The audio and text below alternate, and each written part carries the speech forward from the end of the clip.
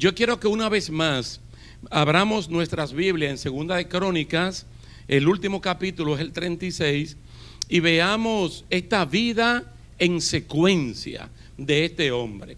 Aquí hay como 4 o 5 fotografías que hablan mucho de la vida de Sedequías.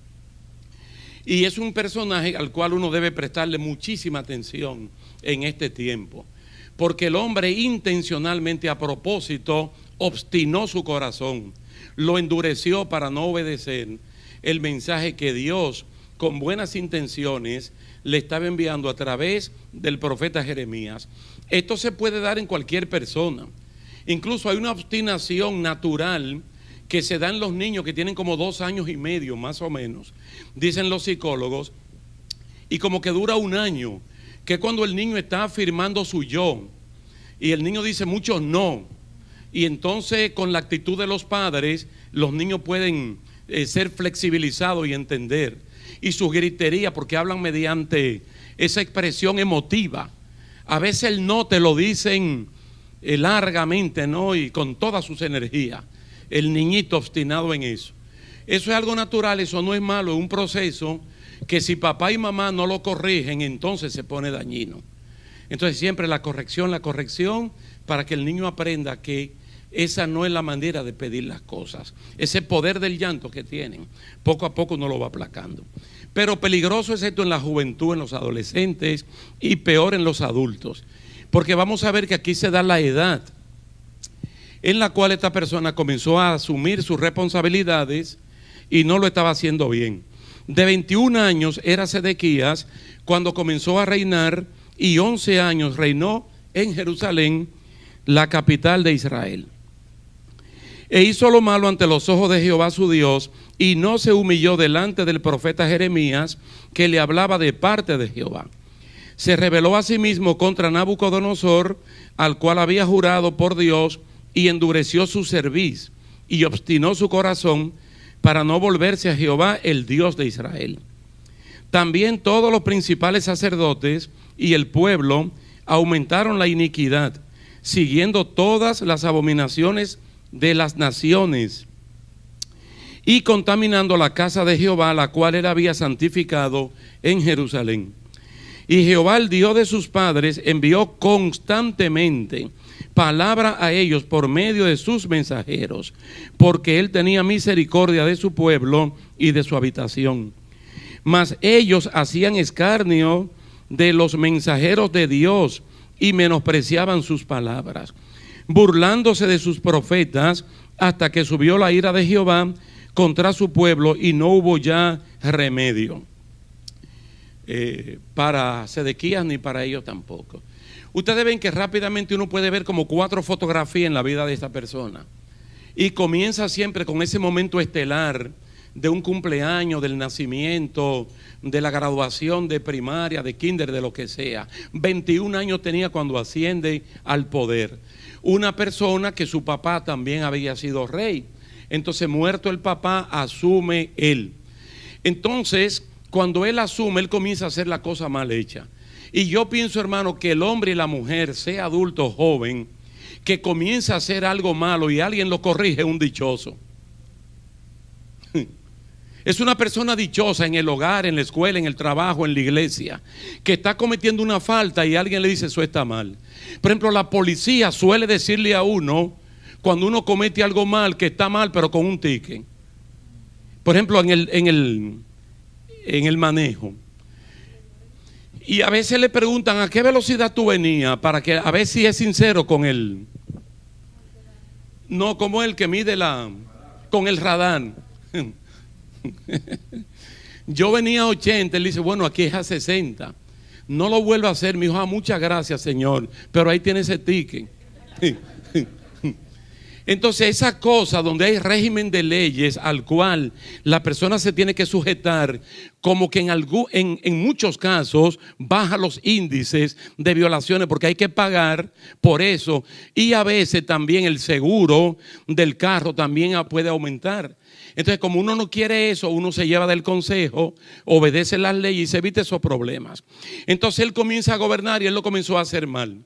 lo comenzó a hacer mal. Ahora se nota inmediatamente que el profeta Jeremías no lo va a aconsejar porque humanamente él decide hacerlo, sino porque Dios le dice: ve y habla con Sedequías y dile que lo que él está haciendo está mal. Entonces, si yo sé que lo que estoy haciendo está mal y alguien me corrige, el que me está corrigiendo no es el que se beneficia, soy yo. Me están diciendo eso está mal. Si está mal, lo debo corregir. No solamente por mi vida, sino por las personas a las cuales yo puedo influenciar. Como gobernante voy a influenciar mucha gente. Como miembro de una familia, influencio a la familia. En el trabajo, en la escuela y en la iglesia, yo tengo que influenciar a la persona. Entonces es mejor hacerlo con lo bueno y no con lo malo. Y se nota que como ninguno de nosotros somos personas perfectas, cuando cometemos un error, si alguien nos corrige, inmediatamente tenemos que aceptar el consejo y enmendar el error. Eso nos hace grande dentro de la sociedad y en el reino del Señor. Pero él no estaba en eso. Jeremías lo amonestaba, le decía que moralmente lo que él estaba haciendo era incorrecto. Y el profeta, como hablaba de parte de Dios, le hablaba del buen vivir, pero él rechazaba todo esto. Entonces, en su actitud de rechazo, también unilateralmente cometió un error político de violar un pacto que tenía con Nabucodonosor, el rey de Babilonia, que era el que estaba dominando todo eso por allá. Entonces él tenía que pagar unos tributos y también se rebeló, no midiendo las consecuencias de no pagar esto, porque le podía salir mucho más caro todavía. Entonces él decidió no humillarse y se hizo más terco y arrogante mientras Dios le enviaba profetas para ayudarle con su mal proceder. La obstinación tiene definición bíblica y la obstinación tiene definición dentro de la gramática española, por hablar del idioma que nosotros hablamos. El diccionario de la Real Academia de la Lengua tiene una definición para esta palabra. Pero como estamos en el Antiguo Testamento, que se escribió en hebreo, el idioma hebreo tiene una palabra también para definir la obstinación. Y cuando el Antiguo Testamento se tradujo al griego, también vino con una palabra del griego para definir la obstinación. ¿Cómo lo define, por ejemplo, la Real Academia de la Lengua? Lo define como pertinacia, porfía y terquedad. Dice que en algunos casos suele tener un sentido positivo cuando la persona se obstina, entre comillas, en obtener una meta que no es dañina, que los caminos que corre para obtenerla no le hace daño a nadie. Dice, pero en la mayoría de los casos hay que señalar que la Biblia presenta la obstinación o la describe como un pecado condenado claramente por Dios. Entonces la persona se convierte en un terco, en un soberbio, en un arrogante. Si dependiendo de la traducción que nosotros tengamos de la Biblia, la misma palabra autadeis en griego o sed, Z-E-D en hebreo, se traduce como soberbio, como terco, como obstinado, como arrogante. Como arrogante. Y esta palabra también significa alguien que quiere hacer lo que quiere, que siempre se sale con la suya, que se complace a sí mismo sin importar a los demás. Se vuelve terco porque quiere que su pensamiento prevalezca por encima del de los demás. Muy bien, Jeremías va y le dice: Sedequías, esto que tú estás haciendo es incorrecto. Lo correcto es esto. Entonces, por encima de Jeremías, él impone el pensamiento que él tiene. Y dice: no, lo correcto es lo incorrecto. Y eso es lo que yo voy a seguir haciendo. Entonces el profeta le dice: lo que tú estás haciendo puede traer consecuencias devastadoras para ti y para el pueblo. Entonces él se empecina y dice: no, lo que yo estoy haciendo está correcto. Cuando la palabra del Señor habla de la cerviz se utiliza muchas veces en los animales más que en el ser humano. Y es la parte posterior del cuello, la cerviz. pero se utiliza más en los animales que se utilizan para el arado, porque encima de esta parte es que le colocan el yugo para que puedan trabajar juntos y trabajar en la agricultura, especialmente para arar la tierra. Entonces, cuando la cerviz se inclina hacia abajo, la persona se está humillando. Cuando la persona se eleva, entonces se está tornando un soberbio, un orgulloso. Y a veces dicen, no endurezca la cerviz o no endurezca tu corazón. Y dice que este hombre, dándole ese sano consejo, decidió obstinadamente, a propósito, endurecer su corazón. Pero no obstante, porque son 11 años y Dios es rico en misericordia, y aquí mismo lo dice. La actitud de él comenzó a contaminar a quienes, a los principales sacerdotes. Ahora, ¿quiénes son los sacerdotes? ¿Cuál es la diferencia entre un rey y un sacerdote? El rey administra lo material, el sacerdote administra lo espiritual. Entonces, al ver la actitud de esta cabeza monárquica, actuando de esta manera, comenzó a contaminar a los que tenían que trabajar con lo espiritual. Y ellos comenzaron a hacer lo mismo. De tal manera que no solamente el palacio donde vivía el rey se contaminó, porque era que estaban haciendo cosas mal, incluyendo la idolatría a dioses que no es Jehová, Dios de los ejércitos, el Dios de Israel, el Dios de ellos y el Dios nuestro en este tiempo. Sino que la casa de Dios, que Dios había santificado en Jerusalén, fue contaminada. Ahora, ¿cómo se contamina la casa de Dios? ¿Cómo puede la casa de Dios, como esta casa en la cual nosotros estamos, verla de tal manera que no esté santificada para Dios? ¿Qué cosas nosotros podemos hacer aquí adentro que a Dios no le agradan? ¿O cómo podemos venir nosotros en el mundo espiritual con una vida tan contaminada que a Dios no le agrade? Es decir, y comenzamos a tolerar pecados de toda índole, y comienza la casa del Señor, que es un lugar santo, que es casa de oración, a contaminarse. Entonces se comenzó a dañar todo. Y dice que entonces Dios arreció enviando profetas porque tenía misericordia de ellos. Tú sabes que cuando uno ve a una persona, cuando uno conoce a una persona obstinada, terca, soberbia, uno sabe cuáles van a ser sus consecuencias. Entonces uno insiste en que cambie para que no fracase.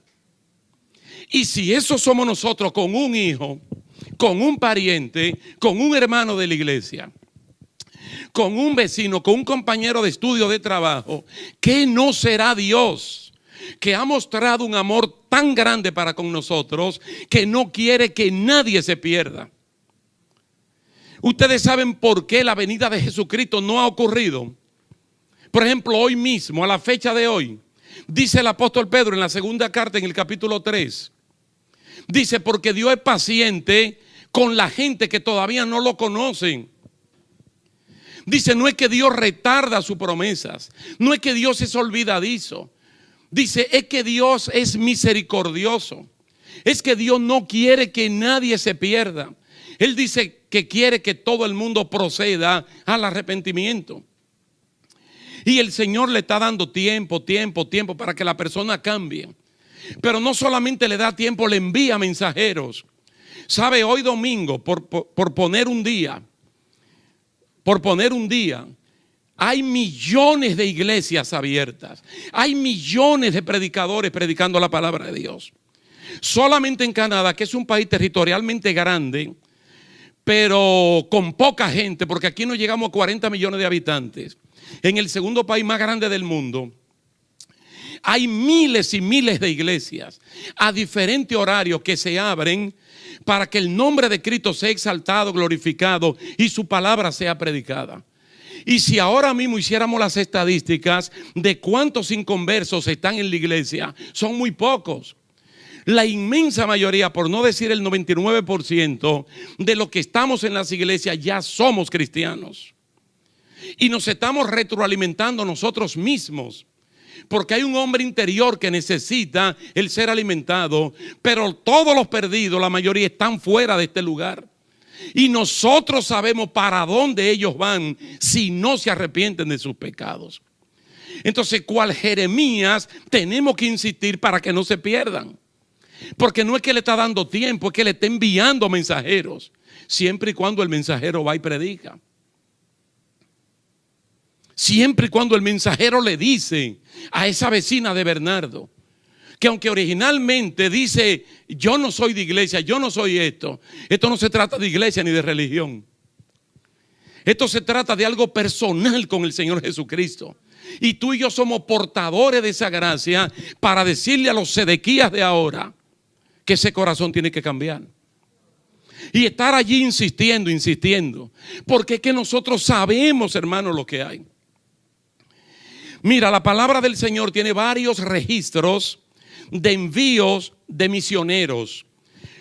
El primer registro que tenemos en el Nuevo Testamento era el Señor capacitándolos, entrenándolos. Por ejemplo, llamó a los 12, le dio poder y autoridad para que fueran a predicar el evangelio, a sanar enfermos, a resucitar muertos. Luego llamó 70 personas y los convirtió en 35 grupos de a 2 personas. Y a los lugares que Cristo luego iba a ir, lo envió a ellos primero, de a 2 en 2. Y le dijo, vayan y díganle a la gente, el reino de Dios se ha acercado a vosotros. Digan, la paz de Dios ha llegado a este hogar. Si hay algún enfermo en ese hogar, oren por ellos. Si te brindan alguna comida, cómete lo que ellos te brinden, porque el obrero es digno de su salario. Le dijo, ese es el mensaje que le van a dar.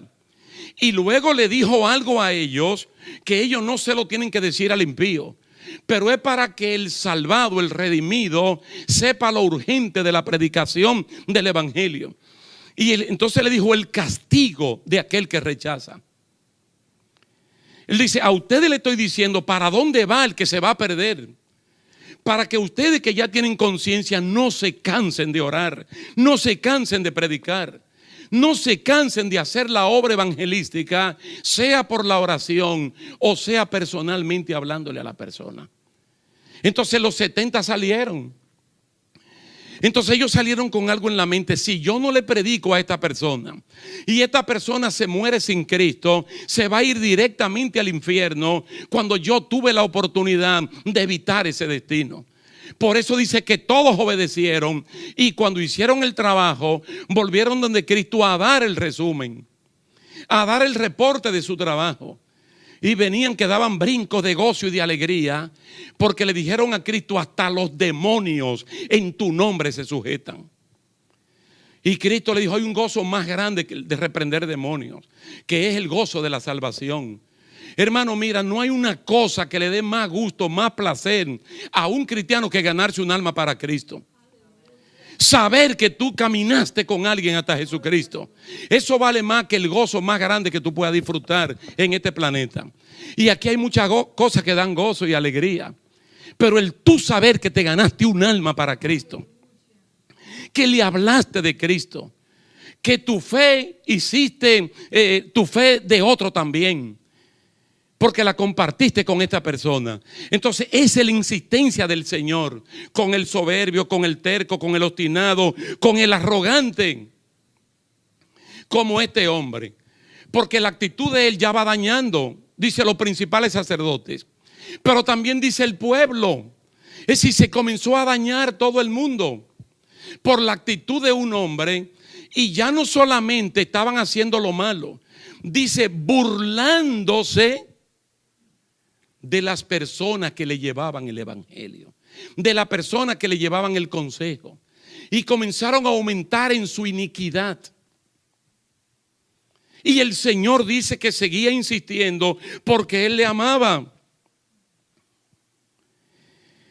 Si uno puede juntar, por ejemplo, la fotografía completa de este hombre, de Sedequías, uno comienza viendo, número uno, no obedeció a Dios. Y eso es fatal en la vida de un ser humano, no obedecer a Dios. En Efesios capítulo 2 dice que hay una corriente en este mundo que está dirigida por el diablo y está arrastrando mayormente a quienes, a los que no obedecen a Dios. Dice que el espíritu de las tinieblas, el espíritu de Satanás o Satanás mismo, opera en los hijos de desobediencia, en el terco, en el soberbio, en el obstinado, en el arrogante. Porque hay un tipo de arrogante que es arrogante por su apellido, por el título, por el dinero y por el color de la piel y por el tipo de pelo que tiene, por los ojos, por la nariz, por todas esas cosas de apariencia puramente humana, se convierten en arrogantes. Y entonces la arrogancia cierra, eleva a la persona para que la caída pues sea mucho más grande. Miren, no obedece a Dios, no le hace caso al profeta Jeremías cuando éste le trae mensaje de parte de Dios. Fue muy orgulloso y terco, nunca quiso arrepentirse ni obedecer al Dios de Israel, no cumplió sus compromisos políticos. Es decir, nosotros no vemos nada bueno en la vida de él. Quiere decir que toda su vida eran cosas malas. Y vuelvo y le digo, hermano, dichoso es el hombre, dichosa la mujer, que cometiendo algo malo aparece alguien que le dice: lo que tú estás haciendo está mal. Tú ves cuando uno está perdido por un camino errado que le va a salir largo. Por ejemplo, que sale para Montreal y coge la 401 West y se para en una gasolinera a echar agua por Hamilton, por ahí, por Queen Elizabeth. Y el que le está echando gasolina dice: ¿para dónde te va? Yo voy para Montreal. Y dice: ¿usted está seguro que va para Montreal? Porque por aquí va a ir para las cataratas o para Windsor. Dice: ¿cómo va a ser? No, dé media vuelta y es la 401 East. Hace un tiempo, precisamente para este momento de March Break, que nosotros cruzábamos la frontera con nuestros hijos también, y era un tiempo de mucha nieve. Y regularmente cruzamos la frontera y después tomamos la 90 y por ahí nos vamos, la 81, 380, la 80 y llegamos a New Jersey. Pues el oficial de inmigración que me está atendiendo me dice: ¿para dónde usted va? Le digo: para New Jersey. ¿Dónde? Donde mi hermano. Y me dice: ¿por dónde tú te vas? Le digo: por la 90. Me sorprendió cuando él me dijo que por dónde yo me iba a ir. Por la 90. Me dice: no, tú no te vas a ir por ahí. Imagínense, ese hombre me estaba hablando en inglés y yo tengo que entender su inglés y el contenido de esa cosa, que no me voy por ahí. Y le digo: ¿y por dónde me voy? Y dice: no, es que está cerrada de tanta nieve que ha caído. Es lo que me está diciendo, la cerraron en forma, tú no te puedes ir. Ha caído tanta nieve que está cerrada. Oh, bueno, está bien, voy a cruzar. Y me dije: voy a llegar hasta las 90 y si no la han limpiado, pues me devuelvo. Y buscaría otra ruta alternativa, lo que sea. El caso es que los que han viajado por ahí saben que desde cruzar la frontera hasta coger la misma 90, hay un trayecto, probablemente, qué sé yo, casi de una hora, tal vez, 40 minutos. Cuando yo llegué ya estaba abierta porque le estaban limpiando. Pero me fui con la preocupación de que cómo voy a llegar si está cerrada. De verdad que nos pusimos de acuerdo la familia de que si estaba cerrada pues nos devolvíamos. Al fin y al cabo no era un viaje de emergencia, sino de March Break, de placer. Pero qué interesante cuando alguien te puede aconsejar: devuélvase que va mal, cambie que lo que está haciendo es incorrecto, si sigue haciéndolo estas son las consecuencias, no coma esto que mire cómo va a terminar. Quiere fumar, lea bien lo que dice la cajetilla, hay un pulmón podrido allí. Hay un pulmón podrido y te dice que si tú fumas, si sigues fumando, a eso llegarán tus pulmones. Aún así vas a seguir fumando. Y mucha gente creía que eso de fumar era religioso. No, porque en las iglesias viven diciendo que no te ponga esto, que no use lo otro. No es la iglesia que está diciendo que se va a podrir el pulmón, es el gobierno. Es el gobierno que está diciendo se va a podrir el pulmón si sigue fumando. Deje eso. Y más en este país, que el que se le pudren los pulmones, termina el gobierno con los impuestos de nosotros hasta enterrando a esa persona. Entonces se quisieran evitar esas cosas. Entonces no se ve nada y Dios insistiendo y esa gente dañándose. Ahora mire el proceder de Dios. Envió mensaje de buena intención para ayudar a Sedequías y para ayudar al pueblo en general. Insistiendo. No fue que Dios se cansó. Y él dijo: ya mañana no se lo voy a enviar. Pero qué gente esta. Él comienza 21 años haciendo lo malo, 22 años haciendo lo malo, 23 años haciendo lo malo. Tiene edad para asumir su responsabilidad. Tiene capacidad moral para saber que lo que está haciendo es incorrecto. Hermano, es cuando la gente intencionalmente toma decisiones que sabe que son incorrectas, que no son las apropiadas, y persiste en esto. Y Dios también persistiendo allí, dice, le manda. Pero llegó el punto, dice, agotada la oportunidad de arrepentimiento, porque la gente siempre se burlaba de los mensajeros de Dios y de los profetas y no le hacía caso, que Dios ya no aguantó más. Y muy enojado decidió castigarlo. Ustedes han visto bien que en Reina Valera del 60 dice, no hubo remedio. La palabra remedio regularmente se usa ¿para qué? Para curar una enfermedad.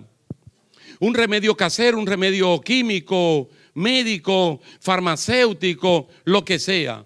Los remedios regularmente la intención es curar un mal, curar una enfermedad. ¿Cuál era el remedio para curar un corazón obstinado?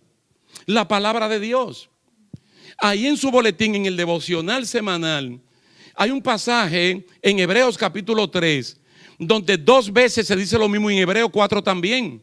Dice, si tú oyes hoy la palabra de Dios, dice, si tú escuchas hoy que estamos a 10 de marzo, dice, si tú oyes hoy la palabra de Dios, dice, no endurezcas tu corazón. Dice, como lo hizo el pueblo hebreo el día que se rebelaron contra Dios. Oye, Hebreos capítulo 3 y Hebreos capítulo 4. Y cuando estamos leyendo eso, como que sobresale, porque como Hebreo está citando pasajes del Antiguo Testamento, lo pone más o menos como en el medio así.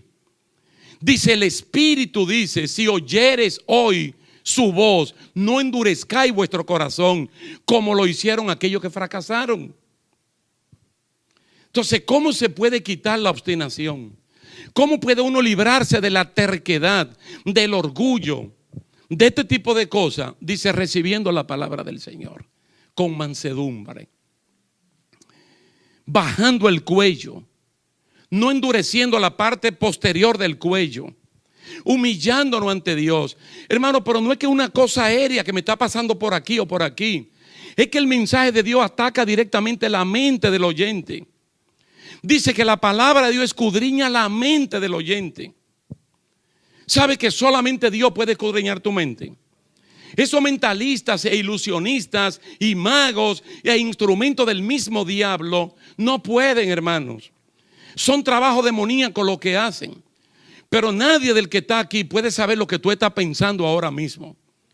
Solamente Dios, y Dios sabe lo que tú estás pensando. Y dice que su palabra desnuda tu mente. Su palabra desnuda tu corazón. Entonces, si tú sabes que alguien sabe que tus pensamientos les son conocidos, trata de que tus pensamientos sean buenos, porque alguien los está descubriendo. Y antes de cometer una acción, ella lo primero que es un pensamiento, es una idea. Dice que el cristiano o la gente que desee cambiar, dice que en todo lo bueno, en todo lo honesto, en todo lo de buen nombre, en todo lo verdadero, en eso debe pensar. No maquinar en las cosas malas, porque luego la va a ejecutar y las consecuencias son devastadoras. Entonces la palabra del Señor hay que recibirla, hermano, en la mente y en el corazón. Y sí se puede cambiar. Sí se puede cambiar. El único remedio que hay contra la obstinación del corazón es la palabra del Señor. Pensemos que lo único que penetra hasta allá es ella. El mismo Hebreo en el capítulo 4. Después que dice por tercera vez, si oyes hoy la palabra de Dios, no la desprecies. Luego te dice que la palabra de Dios es más cortante que toda espada de 2 filos. Mire hasta dónde llega, penetra hasta dividir el alma y el espíritu. 2 cosas intangibles que en el día de hoy son de debates. El alma y el espíritu son 2 entes distintos que conforman el ser humano con el cuerpo. Y dice que la palabra los divide. Dice que lo dividen. Dice que la palabra discierne los pensamientos. Los pensamientos los discierne, los zarandea. Y puede dividir una cosa de lo otro. Dice los sentimientos del corazón. Dice que la palabra de Dios, hasta por la coyuntura que une hueso con hueso y tendones, dice que por allí anda. ¿Sabe lo que está diciendo? Que la palabra de Dios llega al alma, llega al espíritu, llega al cuerpo del ser humano.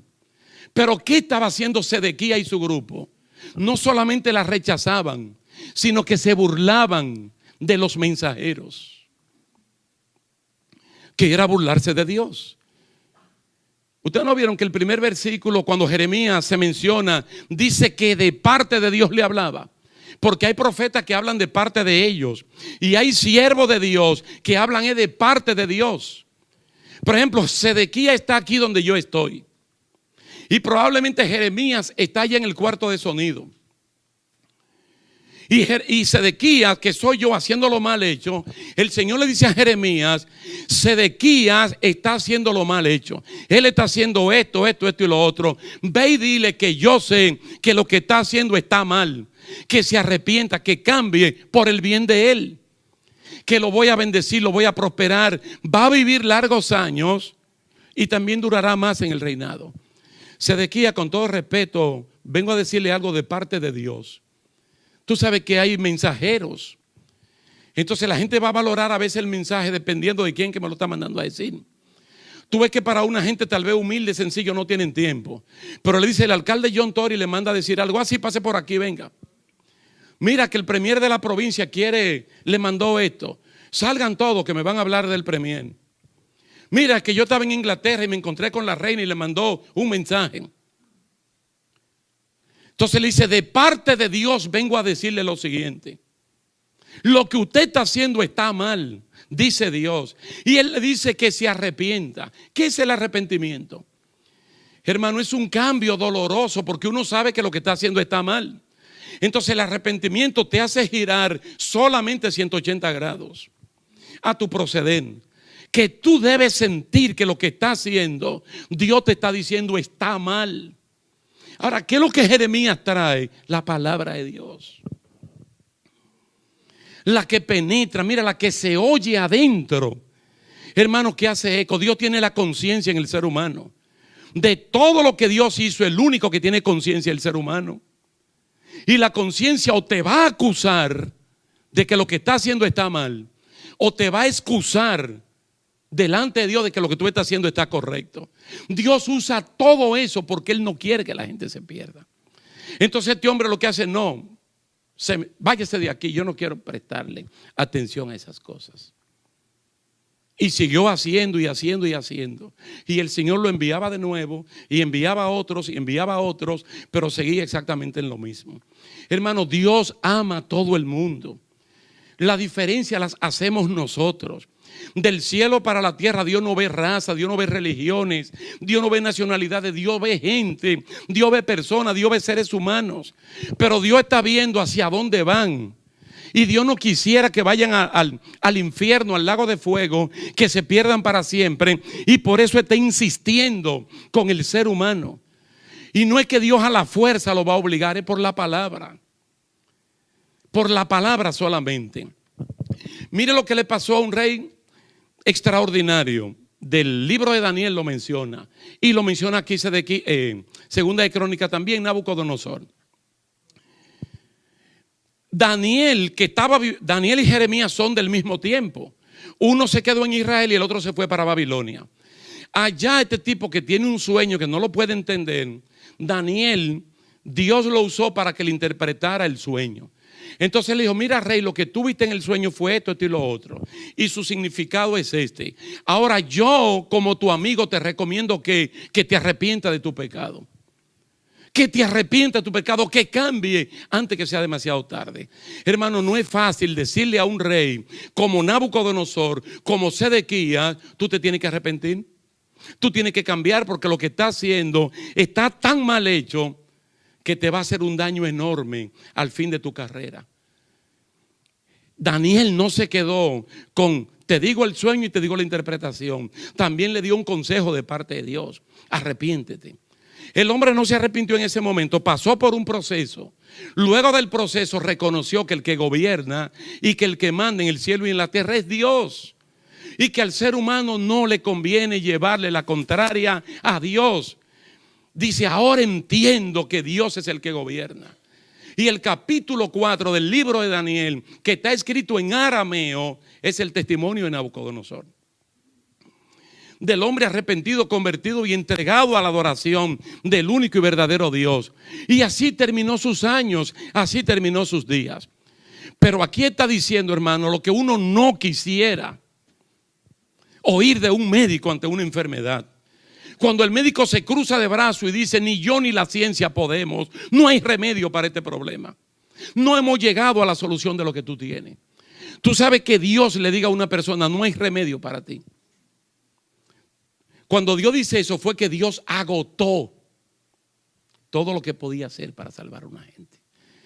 Hermano, aquí en la Biblia usted no va a encontrar un solo caso que Dios le haya roto un brazo a una gente para que se salve.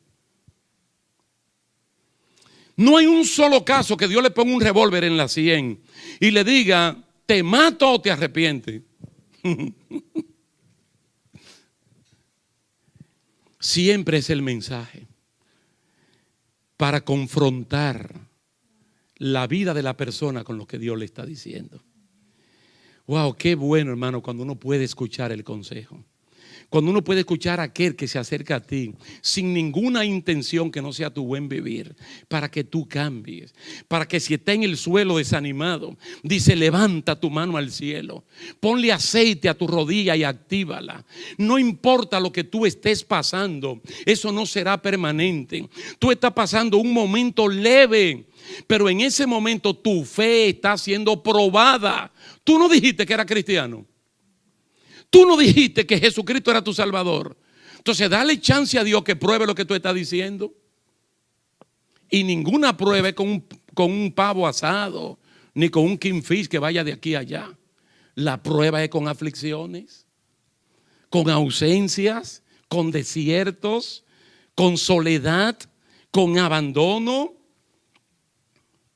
Y el Señor detrás de ti haciéndose el invisible. Pero Él te está mirando. Y nadie te puede tocar en ese momento, porque Él dijo: si tú pasas por el fuego, tranquilo que yo me meto contigo. Si tú pasas por las aguas, tranquilo que yo sé nadar y voy contigo. Si te meten en el lodo, en la cisterna, yo estoy allí contigo también. Pero es mediante la fe confiar en el Señor y no volver al mundo. No tu corazón dañarlo, no torcerlo. Síguele obedeciendo a Dios, que dice el libro de Eclesiastés: el que le teme a Dios tarde o temprano le irá bien. Amén, hermanos. Bendito sea el nombre del Señor. Entonces, si oímos la voz del Señor que nos está hablando, de ninguna manera vamos a endurecer el corazón. Por el contrario, la humillación vale delante de Dios. Y siempre me gusta la parte del mismo Hebreos 4, que debemos acercarnos al trono de la gracia de Dios. ¿Qué es lo que pasa en el trono de la gracia de Dios? No acusan, no condenan. ¿No qué? Hay otras, son tres cosas. Ni te acusan, ni te... nada. Dice que en el trono de Dios solo Dios hace así, te extiende su mano. Dice: acerquémonos confiadamente al trono de Dios para encontrar oportuno socorro en el día de la aflicción. En vez de alejarte, por el contrario, acércate a Dios. Acércate a Dios, al trono de la gracia de Dios. Perdiste el trabajo, murió un familiar, hay un hijo rebelde, hay un esposo contumaz, hay una esposa contumaz. Pero ¿dónde tú vas a encontrar el consuelo? Fuera de Dios. Es todo lo contrario. Este es el momento de acercarnos a Dios, porque en Él hay oportuno socorro, precisamente para el día de la aflicción.